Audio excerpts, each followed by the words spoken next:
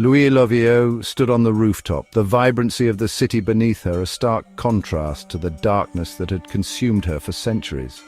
The neon lights of the streets below flickered, casting an otherworldly glow on her sinister figure as she gazed out into the night. Her sharp eyes scanned the horizon, taking in the sights and sounds of the city she had vowed to protect.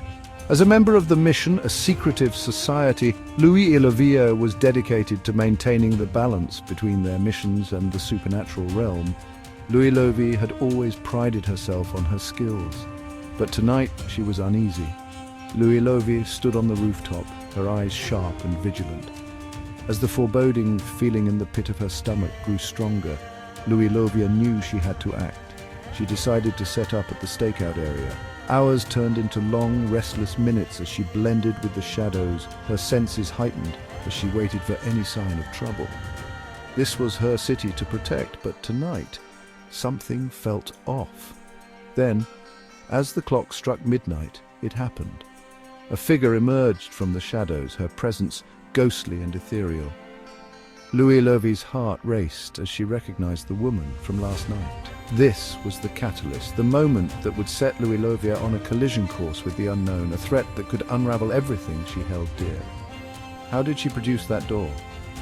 Louis Lovio thought she had the upper hand as she followed the woman, the chill of the night air seeping into her bones. But just as she closed in on her target, the woman disappeared into thin air, leaving Louis Lovio alone and frustrated. The dead ends and false trails only heightened her desperation, pushing her to the brink of madness. Yet tonight, an unease gnawed at her. In a moment of reckoning, the woman may be a necromancer. A cunning and powerful adversary seemed to anticipate Louis Lovio's every move.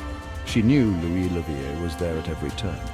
The city itself seemed to turn against Louis Lovio, its once familiar streets now brimming with malevolent energy that sapped Louis Lovio's strength and resolve.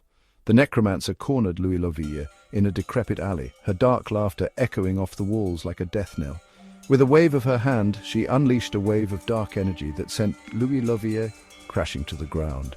As Louis Lovio lay on the ground bruised, she said to the woman, "I saw you last night at an assignment that I had, and you left all of that carnage." This was the moment that could unravel everything. Louis Lovio was done with the shenanigans, so she let her vampiric nature speak for her and change her. She roared, "Why?" With a renewed sense of purpose, Louis Lovio squared her shoulders and stepped into the abyss, ready to face whatever horrors awaited her. Frustration grew, pushing Louis Lovio to the edge. Louis Lovio and Conchita are standing in the same woods again because each felt the woods would tell them more about each other without direct questioning. The woman, a cunning necromancer, seemed to anticipate her every move. Louis Lovio and Conchita, both ferocious women, necromancer and vampire, were standing in the same woods again, because each felt the woods would tell them more about each other without direct questioning. The city itself turned against Louis Lovio, its streets brimming with malevolent energy. Conchita, Amazonian heritage ethereal ghost, answered and told Louis Lovio, the vampire, "Yes, I saw that you appeared to be watching me deep in the woods with binoculars as you were laying in a prone position. Are you with the mission?" A close-up of Louis Lovio's face. Her brow is furrowed in thought, eyes slightly narrowed, with a single sweat bead visible. Louis Lovio's vampiric full body as she takes a step back with one foot, body tense with surprise, arms slightly extending to her sides, eyes widened. "How do you know about the mission?" Her newfound strength gave Louis Lovio purpose. Louis Lovio's vampiric body language and agitation were enough confirmation for Conchita, and her Amazonian heritage caused her ethereal form to disappear quickly through doors she created with smoke. Conchita is sitting on the edge of a bed in a dimly lit room. She's hunched over, elbows on her knees, with a hand gripping her hair.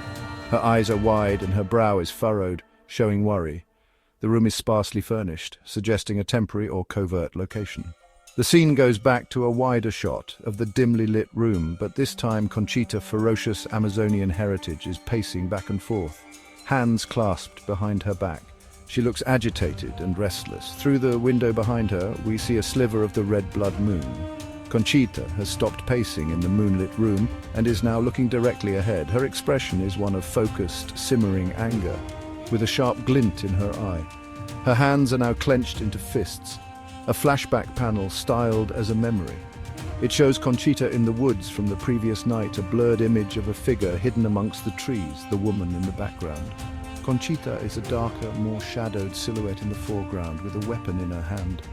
How do you know about the mission? Conchita vanished through a smoky door, leaving more questions than answers. In a dimly lit room, Conchita paced restlessly, the blood moon casting an eerie glow. Her anger simmered, a dark flashback of their previous night's encounter playing in her mind. The clash between vampires and necromancers has only just begun. This is Louis-Livier's story, and she's ready to face the darkness head-on. Stay tuned for more epic battles in Shadow Sisters Part 4, based on Desiree Sim's book, You Watch My Back and I Will Watch Yours. Don't forget to like, subscribe, and hit that notification bell for more thrilling updates. Check out our Rich and Rich Home Opportunities shop.